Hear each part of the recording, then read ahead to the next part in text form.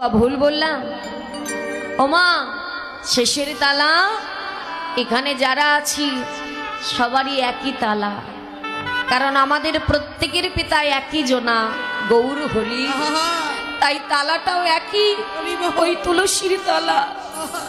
সবাইকে যেতে হবে, কেউ কিছুদিন আগে, কেউ কিছুদিন পরে। আর যখন আমি এই শেষের তলা তুলসী তলায় শুয়ে থাকবো বাবা, তখন আমার পিতা আমার দেহের যখন মৃত্যু হবে, ওই 5 তলা ছেড়ে তুলসী তলায় পড়ে থাকবো। আমার পিতা ছুটে আসবে বটে, কাঁদবে ঠিকই, কিন্তু আত্মীয় পরিজন কি করবে মা? যত সময় কাঁদার কাঁদবে, তারপরে বলবে তাড়াতাড়ি গোছাও, কারণ দেহে তো আর প্রাণ নেই, বেশি সময় রাখা যাবে না। এইবারে শেষের তালায় দিয়ে আসতে হবে কোথায়? শ্মশান ঘাটে। আর অঙ্গে যত অলংকার আছে, আগে দেখবি অলংকারগুলো খুলে নেবে। কেন? সেদিন এই দেহের আর দাম থাকবে না, প্রাণ পাখি নেই, দেহের কোনো দাম নেই, আমার মাতা পিতার সঙ্গে আমার সম্পর্কও নেই। সেদিন অলংকার খুলে যে ঘরে আমার জায়গা হলো না, সেই ঘরে আমার অলংকারের জায়গা হয়ে গেল। কিন্তু সেদিন আমার জগৎ পিতা কি দেখবে যে আমি বিনা অলংকারে আমার সন্তান আমার কাছে ফিরবে? তা তো হতে পারে না। সেদিন জগৎ পিতা সাজাবে আমায়। যে অলংকার আমার আসল অলংকার, সারা জীবনে বুঝলাম না। আমি অলংকার পরে ঘুরে বেড়ালাম, কিন্তু আসল অলংকার বুঝলাম না। মৃত্যুর সময় নয়ন ভরে দেখে নেবে তোমার আসল অলংকার কি। সেটা কি জানো? তিলক, চন্দন আর তুলসীর মালা।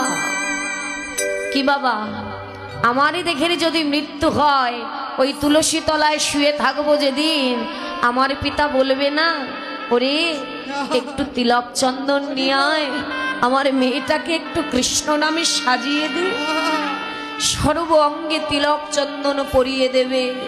সেদিন অঙ্গে দামি পোশাক দেবে না, অঙ্গে থাকবে একটা নামাবলী, নয়নে থাকবে 2টো তুলসীর পাতা, বক্ষে থাকবে একখানি গীতা। আরে যে ভাই, যে বন্ধু, যে পিতা আমাকে এত ভালোবাসে, তারাই একটা বাঁশের দোলা সাজাবে। বাঁশের দোলা সাজিয়ে সেই দোলায় তুলে নিয়ে কাঁধে করে নেবে। আর কি বলবে মা? সেদিনে দামি দামি গান বাজবে না, সেদিন বাজবে এই হরিনাম, যা ছাড়া তুমি পারাপার হতে পারবে না। তুমি ধনী হও বা গরিব, বলবে ওই মন্দির থেকে একটু খোল করতালটা নিয়ে আয়, আমার মেয়ের করণে একটু হরিনাম শোনা। হরিনাম না শুনলে উদ্ধার হবে কি করে? আরে যখন এই পথ দিয়ে আমি যাব, কাঁধে করে নেবে আমায়, সবাই আমার পিছে বলবে বলো হরি, বলো হরি, বলো হরি। কিন্তু সেদিন কাঁধে করে যাব, আর আমার মাথাটা দুলবে। কি বলবে জানো? দয়াময়, সারা জীবন এত সুযোগ দিয়েছিলে তুমি, আজ দেখো আমার পিছে যারা আছে সবাই হলো ভাগ্যবান, ভাগ্যবতী জীব। আজ সবার মুখে হরিনাম, কিন্তু আমার বদন চরচির জীবনের মতো বন্ধ হয়ে গেল। আমার ভাগ্যে আর হরি বলা হলো না।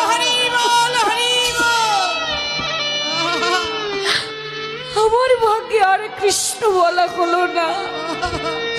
তাই মাগো, এই দিন শুধু আমার একার নয়, আমাদের প্রত্যেকের আসবে, যেদিন চাইলেও এই মুখ তুমি খুলতে পারবে না, চাইলেও তুমি হরি বলতে পারবে না। সেদিন এই নিথর দিগো পড়ে থাকবে ওই মাটিতে, চাইলেও দুবাহু তুলে হরি বল বলতে পারবে না।